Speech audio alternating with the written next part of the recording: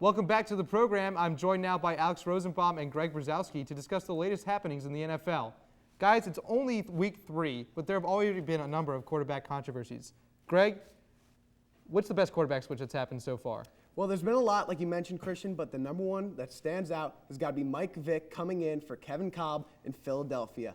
You look at their offseason, they trade Donovan McNabb to your Washington Redskins. My Washington Redskins. Yes, and they think Kolb is the quarterback of the future. But he goes down with a concussion week 1. Vick steps in, and he looks like an early season MVP candidate. The guy's at Whoa, let's not jump through too many hoops He here. has a career 77.6% QB rating. This year, he's at 110 plus. Through 2.5 games, yes, Vick is the best switch because the other guy's unproven. You got Absolutely. Kevin Kolb, who plays 2 or 3 games before. He looked good, not great. Then you got Vick comes in, and you've lost your star running back from years past. You've lost Brian Westbrook, and LaShawn McCoy's not quite ready to step in. So what do? You bring in Vick, and he can run the ball too. He's a threat everywhere he goes. Well, I want to throw out there that Ryan Fitzpatrick in Trent Edwards' situation in Buffalo, look, I know that Buffalo's a terrible team, but they gave the Patriots a good run for their money. And does that really change the Bills that much? I don't think so. But Vick, that's look. They're still hoping for a quarterback in next year's draft. They're not winning games this year. All right, so I want to move on from this and just say, okay, Kevin Kolb got an injury.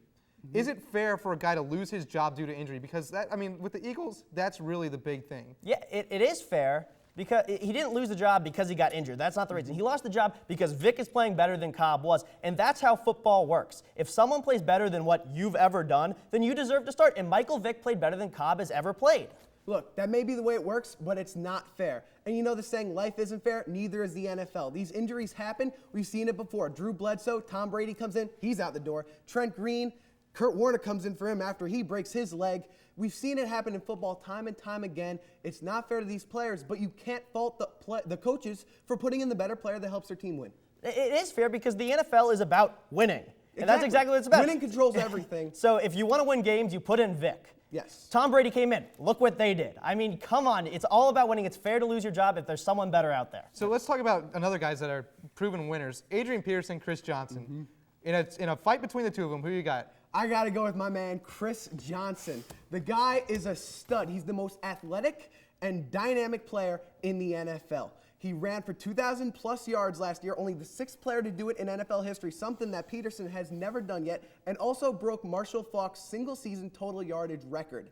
This guy knows how to take control of the game, and with one snap, he can go off and totally change the pace for his Tennessee Titans. I agree. He is the most dynamic player, Yes. but he has no one around him on that offense. If it's a pass, proves it's how still good he going to is. go to him. But you got Adrian Peterson, who's splitting time with a Hall of Famer at quarterback, and that's Brett Favre.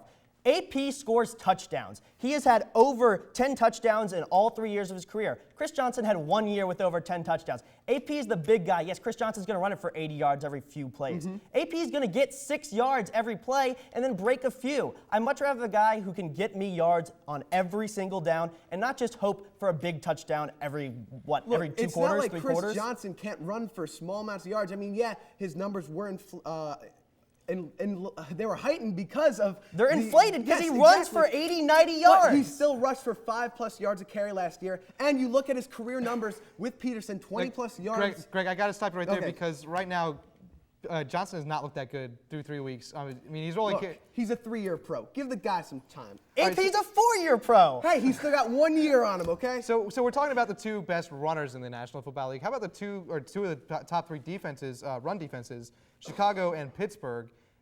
They're both 3-0. Which team is better right now, 3-0? The Bears are better, and it's because come Big on. Ben is not back, and they've got a quarterback who can be elite. I'm not saying he is elite. He has the arm to be elite, and he's looked great in all of his games. They beat the Packers, who a lot of people, that was the trendy pick this year to come out of the NFC. Obviously. They've got one of the most dynamic backs in the NFL in Matt Forte, and their offensive line isn't too good. But guess what? They can still throw it out to him, and they've got young developing wide receivers. And most of all, you've got Devin Hester. Every time the special teams comes into play, you have good field position, or the offense doesn't even have to get on the field. He's a great special teams player, but you mentioned the wide receivers. Wait. There's no one you can trust yet for Cutler to throw the ball to. Meanwhile, Pittsburgh, you have that stellar defense that has just come back to life now that Troy Polamalu is healthy once again. He's become dominant. They're third in the league in rushing yards The allowed. Bears are number 1 in the league in rushing yards allowed. But you look at the offense now, and they're clicking on all cylinders. And Big Ben, like you Clicking mentioned, on all isn't cylinders. even They there. had Charlie Batch has had 1 week to start against the Tampa Bay Yeah, Buccaneers. the team How is that clicking building- on all cylinders? They're building confidence right now. When Big Ben comes in, And then they have to Tomlin- make completely new chemistry. It's going to hurt them.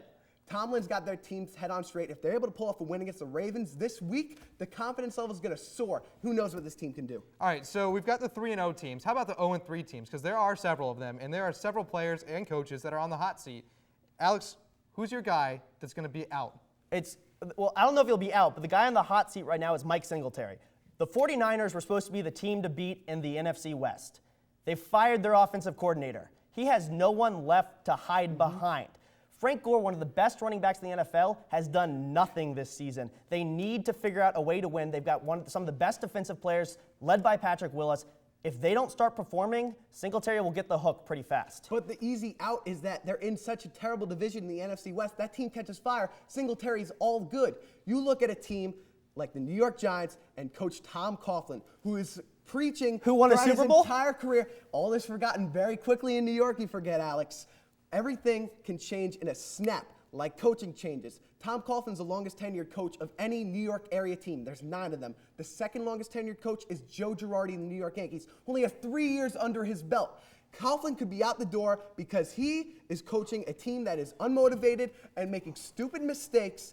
And you know what? The fans are already starting to pack I gotta his go. bags. I gotta go with Greg on this one, just because every time a camera cuts to Tom Coughlin, he looks like he has no idea what Absolutely. he is doing. We have to take one more commercial break, but when we return, Billy O'Riordan is going to try and stump us, well, mainly Eric, with a little Major League Baseball trivia. Don't touch that remote.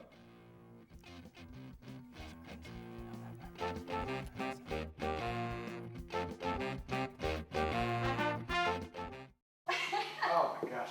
Sam, that division's on the rise, right? This is why I'm an MLB expert. Hold on. What are you doing?